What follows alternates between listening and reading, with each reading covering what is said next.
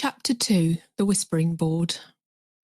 Victoria Darkwood, born beneath the blood moon with eyes too deep for her age and a soul too ancient for this time. A girl fated to guide the lost, to channel what others feared, and to walk where light and shadow entwined. But fate, as ever, does not come politely, yet she was never truly alone. In the shadows, something stirred.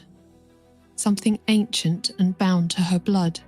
It watched in silence, cloaked in dread, unseen by the living and feared by the dead. A dark presence not there to harm but to guard, to protect the girl who would one day bridge the worlds. It did not speak, it did not move, but it waited. For this is the beginning of her becoming.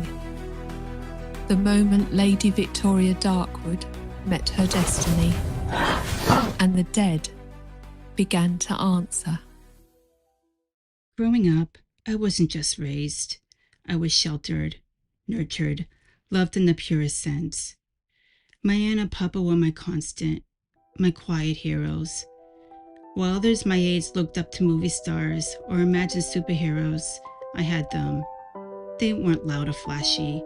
They didn't boast, but their love was steady, a kind of warmth that wrapped around me like a blanket on the coldest nights. Nana had this way of knowing me before I even knew myself. She knew which foods I loved before I could explain why, and how to read my silence when I was hurting. She didn't need words, just a look, a touch, a gentle hum from the kitchen while she cooked. And Papa, he was quite the anchor, stoic, steady, but always present. He'd sit with me smoking his favorite brand cigar while watching a Red Sox game on TV. He sat with me during storms. His hand was firm on my shoulder, saying nothing, but saying everything. Somewhere in those hollow spaces, my imaginary friend emerged. I don't remember when exactly, but she was there, as real to me as anyone I've ever known. We had full conversations, weaving between reality and imagination. She was kind, understanding, always listening. When no one else noticed I was struggling, she did. When I whispered into the darkness, she whispered back. There was a presence, soft, steady, and mind, that helped me survive the silence, helped me feel seen, even if no one else could see her. It wasn't just a child's game. It was comfort. It was connection. In some ways, she carried pieces of Nana and Papa with her, offering the love I missed so much, in a form my heart could still hold on to. It began slowly. Nana's energy drained. The infection spread silently at first, like a cruel whisper under the surface. I noticed her flinching more often, taking longer to move, retreating to her bed earlier and earlier each day. Her legs were swollen, the skin stretched tight and angry, oozing with a sickness that scared me in a way I yet did not have words for. She hated doctors, feared them then, maybe, or distrusted what they represented. Loss of control, of dignity, of peace. So she resisted until there was nothing left to fight with.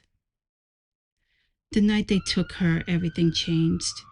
I remember holding her hand, so frail it felt like tracing paper, and willing her not to go.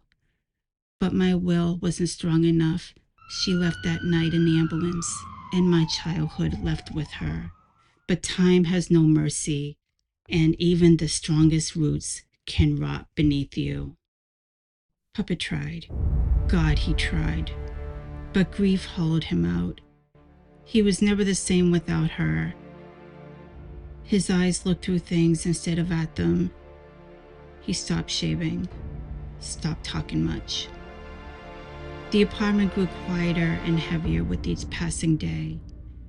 And eventually life unraveled for him too. When he lost the apartment, including all of his belongings, precious possessions.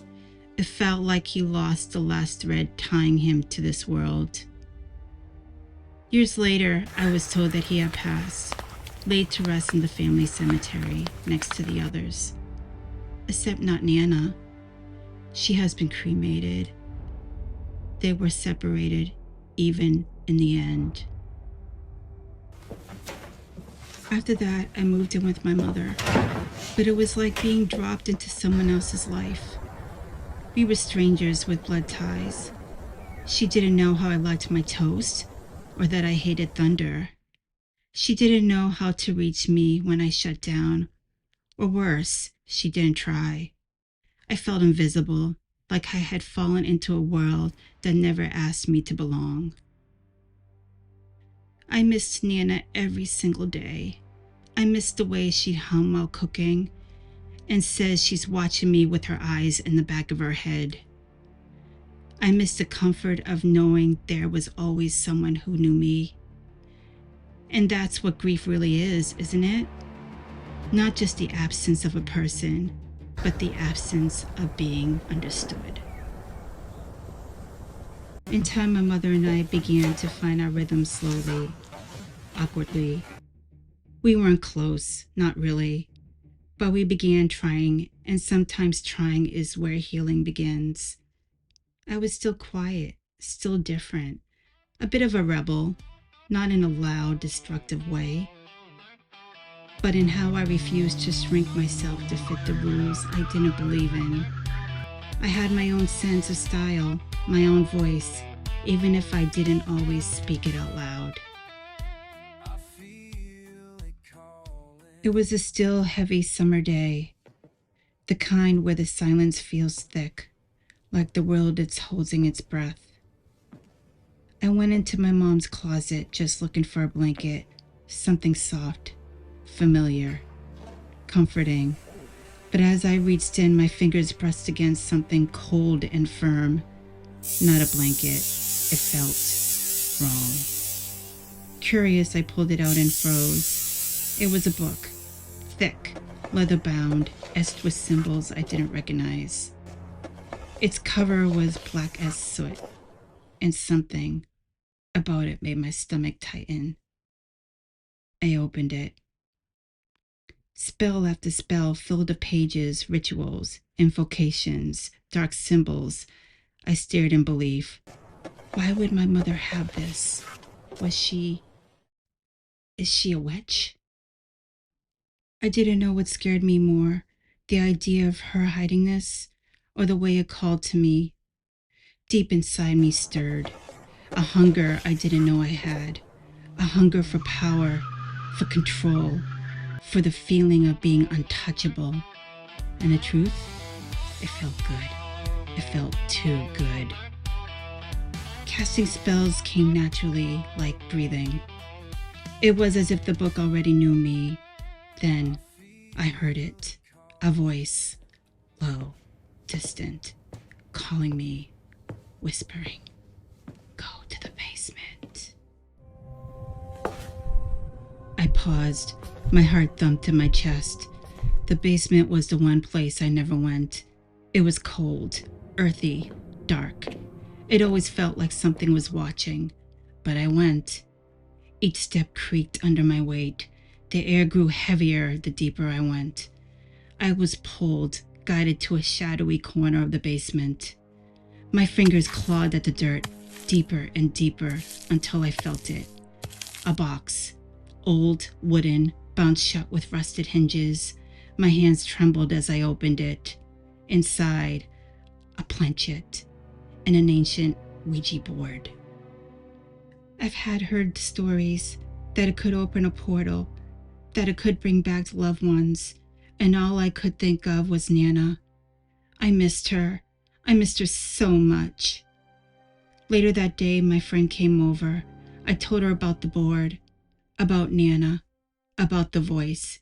She thought I was crazy until she saw it for herself. We lit candles in my room, my sacred place. The air buzzed with quiet energy. We placed our fingers on the planchette, barely touching. My voice trembled as I whispered, Nana, are you there? It moved, slowly, letter by letter, answering questions only my Nana would know. My heart swelled. Tears rolled down my eyes. She was here. I could feel her. But then the answers changed. The energy shifted. It got colder. The planchette moved faster. The words spelled were sharp, cruel, wrong. Not Nana. Let me in. I see you. I gasped. My friend screamed.